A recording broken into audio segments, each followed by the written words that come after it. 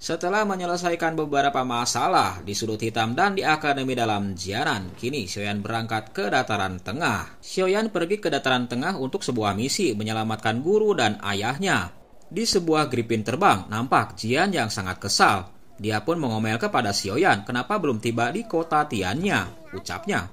Namun di sisi yang lain, gerutuan dari Jian itu malah diacuhkan oleh Xiaoyan. Akibatnya Jian pun merengek-rengek dan berguling-guling di geladak gripin terbang. Melihat Jian yang uring-uringan, Xiaoyan pun berkata, "Kau bersabarlah untuk sebentar. Seharusnya sudah hampir tiba." Di sisi yang lain, Xinlan pun berkata kepada Xiaoyan, "Kak Xiaoyan, ini adalah peta dari dataran tengah yang dicatat oleh keluargaku." Lalu Xinlan pun mengeluarkan sebuah peta digital di hadapan Xiaoyan. Xiaoyan pun mengamati peta digital yang diperlihatkan oleh Xinlan. Dataran tengah memang tidak biasa, gumamnya. Xiaoyan pun bertanya kepada Xinlan, "Xinlan, apa saja praksi yang terkuat di dataran tengah?" Di dataran tengah, praksi manusia pada dasarnya terbagi menjadi satu istana, satu menara, dua sekte, tiga lembah, dan 4 paviliun. Satu aula adalah aula jiwa, ucap Xinlan. Lalu Xinlan pun menjelaskan beberapa praksi yang terkuat di dataran tengah kepada Xiaoyan, termasuk aula jiwa. Dengan kekhawatiran, Xinlan pun berkata kepada Xiaoyan, "Kakak Xiaoyan, aku tahu dendammu lumayan besar kepada aula jiwa. Tapi sebelum kau memiliki kekuatan untuk bersaing dengannya, sebaiknya bersabar sajalah. Bagaimanapun, bahkan menara pil pun juga takut kepada aula jiwa," ucap Xinlan. Di sela kekesalannya itu, Xiaoyan pun bertanya lagi kepada Xinlan, "Lalu apa itu 2 sekte, 3 lembah, dan 4 paviliun?" ucap Xiaoyan. Xinlan pun menjelaskan, 2 sekte itu adalah sekte langit yang mendalam dan sekte bunga. Kedua sekte itu memiliki kekuatan yang sangat hebat di dataran tengah. Adapun 3 lembah, yaitu lembah sungai es, lembah suara, dan lembah api terbakar. Lalu Xinlan pun mengenalkan 4 paviliun yang ada di dataran tengah. Yang pertama adalah Paviliun Bintang Jatuh, Paviliun 10.000 Pedang, Paviliun Dunia Bawah, dan Paviliun Petir Angin. Kebetulan berdiri di dataran tengah membentuk 4 sudut, oleh karena itu disebut Paviliun 4 arah. Kekuatannya juga hebat di dataran tengah. Usahakan jangan disinggung, ucap Xinlan. Paviliun Petir Angin rupanya menarik perhatian dari Xiaoyan. Xiaoyan memiliki sebuah teknik langkah 3.000 petir dari Paviliun Petir Angin. Dataran tengah ternyata sangat menarik, ucap Xiaoyan. Dataran tengah memang tersembunyi banyak sosok hebat. Biarpun hanya memburu seekor binatang sihir, juga harus mencari tahu kekuatan keluarga di baliknya. Tentu saja binatang sihir biasa tidak perlu seperti ini, ucap Xinlan. Yang kumaksud adalah binatang sihir yang mempunyai kesadaran spiritual, ucapnya. Di sisi yang lain, Jian pun merasa kesal. "Aku sudah hampir mati kelaparan di tengah jalan," ucapnya. "Semua bahan obat telah habis. Harus segera mencari tempat untuk mengisi ulang," ucap Xiaoyan. Setelah ucapannya itu, tiba-tiba Xiaoyan pun dikejutkan oleh beberapa gripin terbang yang ada di sekitarnya. Untuk sejenak mereka pun mengamati keadaan di sekitarnya, termasuk Xinlan. Lalu Xinlan pun berkata kepada Xiaoyan, "Pegunungan Tiangning. Kak Xiaoyan, kita sudah tiba," ucap Xinlan. Xiaoyan pun mengamati arah yang ditunjuk oleh Xinlan. Dia melihat beberapa ratus gripin terbang yang melayang di atas perbukitan. Akhirnya, gripin terbang yang dinaiki oleh Xiaoyan pun mendekati perbukitan Gunung Tiangning. Ada banyak gripin terbang di sini, layak menjadi kota pertama dalam 1000 mil jaraknya. Xiaoyan pun lalu bertanya, "Tapi kenapa mereka berhenti di sini saja?" ucapnya. Tiba-tiba beberapa sosok pun muncul di atas langit. Kalian datang dari mana? Apakah kalian tidak tahu aturan dari kota Tiangyan?" "Maaf, aku baru pertama kali datang, benar-benar tidak tahu aturannya," ucap Xiaoyan. Ternyata hanya bocah yang tidak punya wawasan. Seorang ahli pun menunjuk-nunjuk Xiaoyan. "Orang kampung datang ke kota harus diberi pelajaran. Kalian tidak melihat orang lain sedang mengantri, kan? Hanya kultivator di atas Donghuang yang berhak masuk terlebih dahulu. Kau bisa mengantri apa tidak?" ucap pemimpin dari beberapa ahli yang menghadang Xiaoyan. Namun sebelum pemimpin itu menyelesaikan ucapannya, tiba-tiba Xiaoyan telah ada di hadapan mereka. Lalu Xiaoyan pun mengeluarkan fluktuasi energi tingkat Donghuangnya di hadapan mereka semua. "Kecuali apa?" ucap Xiaoyan. Kemunculan Xiaoyan dengan aura tingkat Donghuangnya mengejutkan para penjaga itu. Lalu tiba-tiba dokter peri kecil pun muncul di samping Xiaoyan dengan kekuatan dozongnya. Kekuatan Xiaoyan dan dokter peri kecil membuat para penjaga itu ketakutan. Lalu penjaga itu pun meminta ampun kepada Xiaoyan. "Ini adalah salah paham. Maksudku sekarang pintu ruang ditutup untuk sementara," ucapnya. "Keluarga Luo sedang memperbaikinya. Mohon dimaklum," ucap para penjaga itu sambil menekupkan kedua tangannya ke arah Xiaoyan dan dokter peri kecil. Lalu Xiaoyan pun bertanya kepada para penjaga itu, "Butuh berapa hari untuk memperbaikinya?" ucapnya. Penjaga itu pun menjawab, "Aku juga tidak tahu," ucapnya. Melihat Xiaoyan yang kurang senang, lalu penjaga itu pun menjelaskan, "Namun setelah pintu ruang selesai diperbaiki, aku akan segera memberitahu kalian. Kalian dapat tinggal sementara di kota selama beberapa hari ini. Selain itu, baru-baru ini leluhur kami saling mengundang kultivator dozong." berencana untuk bekerja sama memperbaiki lubang cacing. Pasti akan ada imbalan besar setelah itu. Penjaga itu pun melirik dokter peri kecil dan Xiaoyan berharap mendapat bantuan mereka berdua. Tiba-tiba Jian pun menyela, "Kalian masih mau bertele-tele sampai kapan? Aku sudah lapar," ucap Jian. "Sebaiknya kita pergi ke kota dulu untuk mengisi persediaan," ucap Xiaoyan. Akhirnya Xiaoyan pun memutuskan untuk menetap sementara dulu di kota Tianging.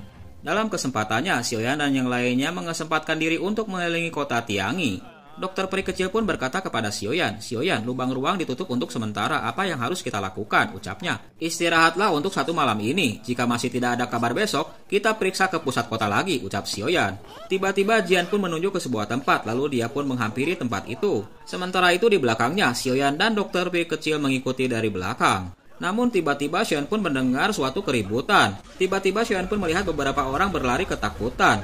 Rupanya mereka sedang dikejar-kejar oleh seorang anak gadis kecil yang nakal yang menunggangi seekor magical beast. Gadis itu bernama Liu Xiaoyou. Liu Xiaoyou adalah cucu dari Liu Chang, pemilik dari kota Tiangi. Para penduduk di kota itu pun dibuat kesal oleh kelakuan dari Liu Xiaoyou.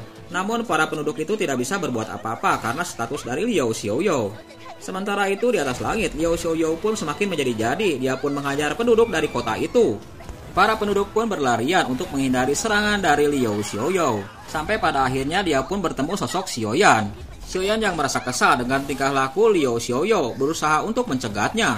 Akibat hadangan dari Xiaoyan, Liu Xiaoyou pun menjadi marah. "Beraninya kau menghalangiku," ucapnya. Dia pun melemparkan sebuah cambuk ke arah Xiaoyan, namun cambuk itu berhasil ditahan oleh Xiaoyan. Lalu Xiaoyan pun melemparkan gadis kecil itu ke tanah. Para penduduk yang menyaksikan kejadian itu tercengang akibat aksi dari Xiaoyan. Para penduduk itu pun berbisik-bisik, "Dia akan sial, dia adalah penyihir kecil yang terkenal, siapapun yang bertemu dengannya pasti akan kena masalah." "Hei brengsek, beraninya kau melukaiku," ucap Liu Xiaoyou. "Aku hanya memberimu pelajaran mewakili orang tuamu," ucap Xiaoyan. "Kau itu apaan berani memberi pelajaran kepadaku? Beraninya kau begitu sombong di kota Tiangi, kakekku pasti tidak akan memaafkanmu. Jika tahu diri, segera bersujud." Sebelum ucapannya selesai, tiba-tiba wajahnya ditampar oleh dokter peri kecil. Shock pun diterima oleh Liu Xiaoyou. Dia tidak menyangka akan ditampar. "Jika kau berani memarahinya lagi, jika dia tidak akan membunuhmu, aku akan melakukannya," ucap dokter peri kecil. Kau berani memukulku? Dasar wanita jalang." Akibat ucapannya itu, dokter peri kecil pun menampar lagi muka dari Liu Xiaoyou hingga dia pun terguling-guling. Beberapa penduduk yang menyaksikan kejadian itu bersukacita atas pelajaran yang diberikan kepada gadis nakal itu. Namun mereka semua menaruh iba kepada kelompok Xiaoyan. Secara langsung Xiaoyan pun telah menghina keluarga besar Luo. Ye Xinlan pun menjelaskan kepada Xiaoyan, "Kakak Xiaoyan, keluarga Luo adalah pemilik dari lubang ruang," ucapnya. "Kekuatan luhur keluarga Luo kira-kira mencapai dojong bintang 5. Di tempat yang lain, Luo Xiaoyou pun menjadi marah. "Dasar wanita jalang. Aku akan menyuruh kakekku untuk memotong jarimu satu persatu," ucapnya. Kemarahan dari Liu Xiaoyou pun tak luput dari pandangan Xiaoyan. Xiaoyan pun mengomentari, "Bisa-bisanya hatinya begitu kejam," ucapnya. Tiba-tiba Xiaoyan, dokter peri kecil Jian merasakan fluktuasi energi yang sangat kuat. Sementara itu di sisi yang lain, Ye Xinlan dan para penduduk tidak bisa menahan kekuatan dari fluktuasi energi itu. "Kalian bertindak seperti ini benaran sangat tidak menghormati keluarga Luo," ucap seseorang. Tiba-tiba seseorang pun muncul di atas langit. "Kakek, itu kau kakek," ucap Luo Xiaoyou. Mendengar ucapan dari Luo Xiaoyou, Xiaoyan, dokter peri kecil dan Jian pun melirik ke atas langit. Tiba-tiba beberapa sosok pun muncul di hadapan mereka semua. Para ahli dari keluarga Luo itu pun mengelilingi Xiaoyan dan rekan-rekannya. Sementara itu di sisi yang lain, Luo Xiaoyou pun mengadu kepada kakeknya Luo Cheng. "Mereka merundungku," ucapnya. "Kakek harus menegakkan keadilan untukku. Memukul orang keluarga Luo di kota Tianga. Kalian sangat bernyali," ucap Luo Cheng. Dia pun memerintahkan beberapa ahli untuk segera menangkap Xiaoyan dan rekan-rekannya. Namun para ahli yang akan menyerang Xiaoyan tiba-tiba terdorong secara tiba-tiba di hadapan Luo Cheng. "Pantas saja keluarga Luo kalian bisa mendidik generasi muda yang nakal seperti ini. Ternyata seniornya juga bukan orang yang baik," ucap dokter peri kecil. Untuk sejenak Luo Cheng pun menjadi kaget akan kekuatan dari dokter peri kecil. "Keluarga Luo kecil malah bisa mendidik cucu yang lebih nakal dariku," ucap Jian. Setelah mengamati dokter peri kecil, lalu Luo Cheng pun mengamati Jian dan Xiaoyan. "Sebenarnya apa asal-usul dari mereka itu? Kekuatan wanita itu pasti tidak kalah dariku. Jika bertarung secara paksa, takutnya akan merugikan," gumam Luo Cheng. Selain itu, sekarang lubang ruang sedang diperbaiki. Luo Cheng pun menangkupkan kedua tangannya ke arah Xiaoyan. "Saudara-saudara, sepertinya ada kesalahpahaman dalam peristiwa hari ini," ucap Luo Cheng. Lalu Luo Cheng pun memerintahkan beberapa orang untuk segera membawa paksa cucunya itu. Akhirnya Luo Xiao pun dibawa paksa dari tempat itu. Sementara itu di atas langit, Luo Cheng pun memandang Xiaoyan dan yang lainnya. Di sisi yang lain, Xiaoyan pun mengajak pergi ketiganya, termasuk dokter peri kecil Jian dan Xinlan. Di atas langit luhur, Luo Cheng pun mengamati keempatnya. Apa latar belakang mereka, gumamnya. Lalu dia pun melesat untuk mendekati Xiaoyan. "Nona, bisakah tunggu sebentar?" ucapnya. Mendengar itu, dokter peri kecil dan Xiaoyan pun serempak untuk berbalik memandangi Luo Cheng. "Jika aku tidak salah menebak, kalian datang ke kota Tiangi kali ini seharusnya demi lubang cacing itu, kan?" ucap Luo Cheng. Luo Cheng pun berkata lagi, "Masalah lubang cacing kali ini lumayan parah," ucapnya. "Perlu diperbaiki oleh beberapa dojong secara bersamaan. Jadi aku akan meminta bantuan dari nona ini," ucapnya. Dokter peri kecil pun melirik Xiaoyan, lalu Xiaoyan pun berkata, "Apa imbalannya?" ucapnya. Ternyata pemimpin dari tim ini adalah bocah Dong Huang ini, gumam dari Luo Cheng. "Setelah lubang cacing berhasil diperbaiki, kalian bisa masuk dengan lancar. Dan perjalanan kalian kemari tidak sia-sia," ucap Luo Cheng. Mendengar perkataan dari Luo Cheng itu, Xiaoyan pun hanya mendengus, lalu dia pun mengajak ketiganya untuk pergi meninggalkan tempat itu. Luo Cheng pun berusaha untuk menghentikan mereka. "Kalian perlu tahu, di wilayah sekitar sini tidak ada lubang cacing yang kedua lagi," ucap Luo Cheng. Namun ucapan dari Luo Cheng itu lagi-lagi diacuhkan oleh Xiaoyan.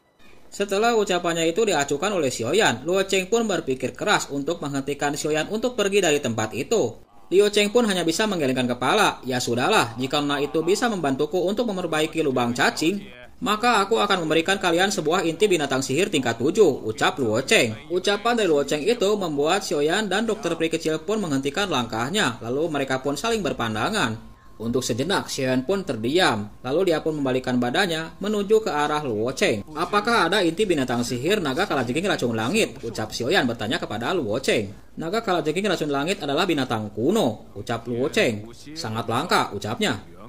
"Naga kalajengking racun langit tingkat 7 benar tidak ada." Untuk sejenak ucapan Luo Cheng itu membuat Xiaoyan pun terdiam. Tak lama kemudian, Luo Cheng pun berkata, "Tapi keluarga Luoku punya satu tingkat 6, apakah bisa?" ucap Luo Cheng bertanya kepada Xiaoyan. "Meski belum mencapai permintaan yang kami minta, tapi inti binatang sihir tingkat 6 juga diterima," ucap Xiaoyan. Perkataan dari Xiaoyan itu membuat Luo Cheng pun merasa lega. Xiaoyan pun berkata kepada dokter peri kecil, "Dengan adanya inti binatang sihir tingkat 6, setara dengan bertambahnya satu jalan mundur," ucapnya. "Seburuk apapun bisa dijadikan sebagai pegangan." Setelah sepakat untuk bekerja sama, akhirnya Luo Cheng pun mengajak Xiaoyan dan rekan-rekannya untuk mengikutinya dari belakang. "Kurasa lubang cacing akan bisa diperbaiki hari ini," ucap Luo Cheng. Lalu Xin pun beralih ke sebuah tempat di mana ada sebuah lubang teleportasi, yaitu lubang cacing di kota Luo. Setelah sampai, Luo Cheng pun menjelaskan kepada Xiaoyan dan yang lainnya. "Semuanya ini adalah platform formasi yang mengendalikan lubang cacing spasial," ucapnya. Dalam langkahnya itu, Xiaoyan dan yang lainnya mengamati tempat itu. Ternyata memang megah, gumam Xiaoyan. Setelah sampai, Luo Cheng pun mengenalkan dua ketua di hadapan Xiaoyan dan yang lainnya. "Ini adalah Ketua Han. Dia adalah tokoh terkenal di sekitaran sini," ucapnya. "Aku khusus mengundang mereka datang untuk membantu memperbaiki lubang cacing," ucap Luo Cheng. Luo Cheng pun menekupkan kedua tangannya. "Ketua, mereka juga kuundang datang untuk membantu." Mendengar ucapan dari Luo Cheng, dua ketua itu pun mencibir. "Hah? Membantu? Hanya beberapa anak muda saja," ucapnya. "Hah, dua orang yang baru mencapai dojong tahap awal, kalian sungguh arogan sekali," ucap Jian. Ucapan dari Jian itu membuat dua ketua itu menjadi kesal. "Anak kecil dari mana? Sangat tidak tahu diri," ucap mereka. "Pergi untuk melihatnya. Jika bisa diperbaiki, waktu kita juga tidak akan tertunda lagi," ucap Xiaoyan. Kekuatan yang dimunculkan oleh dokter peri kecil membuat dua ketua itu menjadi kaget. "Ternyata tingkat dojong," ucap mereka. Luo Cheng pun berusaha untuk menjelaskan, "Kalian tenang saja, bertambah satu kekuatan akan lebih mudah untuk memperbaiki lubang cacing." Akhirnya Luo Cheng, dokter peri kecil, dan dua ketua itu pun naik di atas pilar batu. "Kita masukkan kekuatan ruang ke dalam sebuah formasi," ucap Luo Cheng. "Ingat, jangan lengah di pertengahan. Jika tidak hanya akan gagal untuk memperbaiki, tapi bahkan mungkin menimbulkan bencana besar," ucap Luo Cheng. "Tentu saja kami berdua tidak masalah. Hanya saja beberapa anak muda takutnya akan menyusahkan," ucap dua ketua itu. Mendengarkan ucapan dari dua ketua itu, Luo Cheng pun hanya bisa menggelengkan kepala. Lalu dia pun berkata, "Baiklah, silakan kalian bantu aku," ucapnya. Setelah ucapan dari Luo Cheng itu, Luo Cheng, dokter peri kecil, dan dua ketua yang lainnya berusaha untuk menyalurkan kekuatan mereka ke dalam sebuah formasi. Setelah penggabungan 4 energi menjadi satu, kemudian energi itu pun merubah semuanya. Energi itu pun mengalir mengikuti jalur formasi. Setelah energi itu merata, kemudian membentuk sebuah runai. Tentu saja kejadian itu tak luput dari pandangan Xiaoyan dan Jian, terutama Xinlan. Energi yang membentuk sebuah arah itu pun menyebar ke segala arah. Fluktuasi energi yang dikeluarkan oleh lubang cacing itu pun dapat dirasakan oleh Xiaoyan, Jian, dan Xinlan. Sementara itu di pilar batu, dua ketua, dokter peri kecil, dan Luo Cheng pun bekerja sama. Semuanya berbesar kekuatan, ucapnya. Mendengar ucapan dari Luo Cheng, dokter peri kecil, dan dua ketua itu pun berusaha untuk meningkatkan kekuatannya. Setelah keempat kultivator tingkat ujung itu menggabungkan kekuatannya, akhirnya satu persatu runa itu pun terbentuk dan membentuk sebuah formasi lubang cacing. Sementara itu di tempat yang lain, Xiaoyan, Jian, dan Xinlan pun memperhatikan formasi yang akan segera selesai. Akhirnya cahaya runa itu pun bergerak memasuki tengah formasi menuju lubang cacing. Namun kekuatannya begitu banyak sehingga mempengaruhi kekuatan dari keempat kultivator dojong. Dokter peri kecil, Luo Cheng, dan dua ketua yang lainnya saling pandang, termasuk Luo Cheng. Sementara itu di sisi yang lain, ketua itu pun berbicara kepada rekannya. Lubang cacing kota Luo ini berapa lagi bisa harus diperbaiki, ucapnya. Kedua ketua bertahanlah sebentar lagi. Formasi akan segera selesai. Ingat, jangan lengah, ucap Luo Cheng. Terus bertahanlah, ucapnya. Kami hampir tidak tahan lagi, ucap dua ketua itu. Di sisi yang lain, dua ketua itu tidak tahan lagi. Kakak, jika dilanjutkan takutnya akan melukai sumber kekuatan kita. Sedikit imbalan dari kota Luo tidak setimpal bagi kita untuk berkorban sebesar ini, ucapnya. Baiklah kalau begitu, kita kurangi kekuatan lindungi diri sendiri. Setelah ucapannya itu, akhirnya dua ketua itu pun mengurangi kekuatannya untuk membuka ruang spasial. Apa maksud kalian berdua? Ucap Luo Cheng. Raja kota Luo, kami berdua benar-benar. Tahukah kalian jika formasi ini kehilangan keseimbangan akan membahayakan kita semua? Ucap Luo Cheng. Setelah ucapannya itu, dua ketua pun terlempar dan menabrak sebuah pilar batu. Akhirnya formasi itu pun terhenti. Tindakan dua ketua itu membuat Luo Cheng pun menjadi marah, lalu dia pun mengalirkan kekuatannya ke ruang spasial. Namun tak lama kemudian energi itu pun pecah. Sementara itu dokter peri kecil pun melesat menjauhi energi itu. Sementara itu di tempat yang lain, Luo Cheng pun tidak bisa bertahan dan akhirnya dia pun menghantam pilar batu.